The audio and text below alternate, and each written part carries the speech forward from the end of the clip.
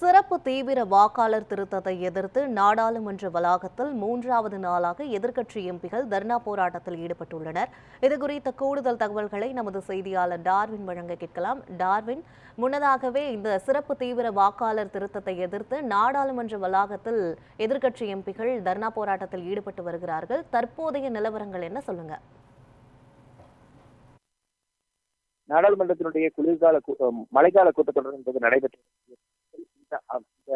அவை தொடங்கிய முதல் நாளிலிருந்து பல்வேறு கோரிக்கைகளை வலியுறுத்தி எதிர்க்கட்சி எம்பிக்கள் நாடாளுமன்ற அவையில் முழக்கம் செலுத்தியிருந்தார்கள். குறிப்பாக நாட்டில் இருக்கக்கூடிய பல்வேறு பிரச்சனைகளை விவாதிக்க வேண்டும் என்றும் அவர்கள் கூறியிருந்தார்கள். அதிலும் குறிப்பாக பார்த்தோம் என்றால் பீகார் மாநிலத்தில் நடைபெறக்கூடிய அந்த சிறப்பு தீவிர வாக்காளர் திருத்தத்திற்கு தொடர்பாக விவாதம் நடத்த வேண்டும், அதை கைவிட வேண்டும் என்ற கோரிக்கையை வைத்து பல்வேறு எதிர்க்கட்சி எம்பிக்கள் நோட்டீஸ் அளித்திருந்தார்கள். ஆனால் அந்த நோட்டீஸ் மீதான விவாதம் என்பது எடுத்துக் கொள்ளப்படவில்லை.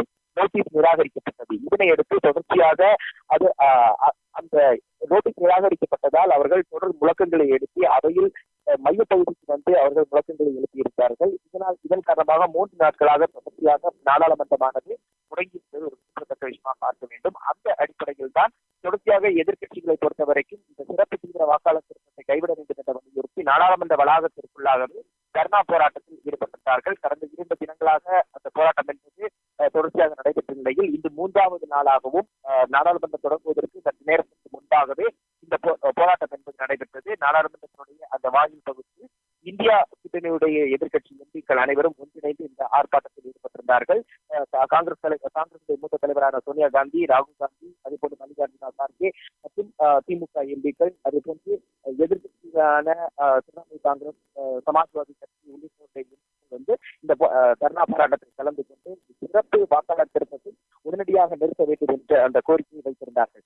இதனை அடுத்து அவை தொடங்கியவுடனாக இது போன்று இந்த சிறப்பு தீவிர வாக்காளர் திருத்தம் தொடர்பாக விவாதம் நடத்த வேண்டும், அவையில் இது தொடர்பாக மத்திய அரசு பதிலளிக்க வேண்டும் என்று கோரிக்கை வைத்து எம்பிக்கள் நோட்டீஸ் கொடுக்கப்பட்டிருந்தது. அந்த நோட்டீஸ்கள் சபாநாயகரால் நிராகரிக்கப்பட்டதால் எதிர்க்கட்சி எம்பிக்கள் தொடர் முழக்கத்தில் ஈடுபட்டிருந்தார்கள். அவர்களை சமாதானப்படுத்த சபாநாயகர் போதும் அவர்கள் தங்களுடைய அந்த கோரிக்கை என்பது ஏற்கப்பட வேண்டும், விவாதம் நடத்த வேண்டும் என்று தொடர்ச்சியாக அவையில் முழக்கங்கள் எழுப்பினார்கள். இதனால் அவை அலுவல்கள் நடைபெற முடியாத ஒரு சூழல் இருந்த நிலையில் தான் தற்போது மக்களவையானது 2 மணி வரை ஒத்திவைக்கப்பட்டிருக்கிறது. அதே வேளையில் மாநிலங்களவையை பொறுத்தவரைக்கும் இதே கோரிக்கையை வலியுறுத்தி நோட்டீஸ் என்பது பல்வேறு உறுப்பினர்களால் வழங்கப்பட்டிருந்தது. ஆனால் அந்த நோட்டீஸ் நிராகரிக்கப்படுவதாக மாநிலங்களுடைய துணைத் தலைவரான ஹரிவன்ஷ் அறிவித்திருந்தார்.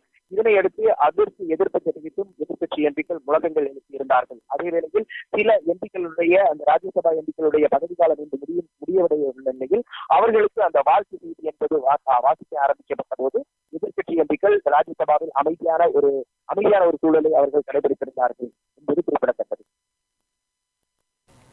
விவரங்களுக்கு நன்றி டார்வின்.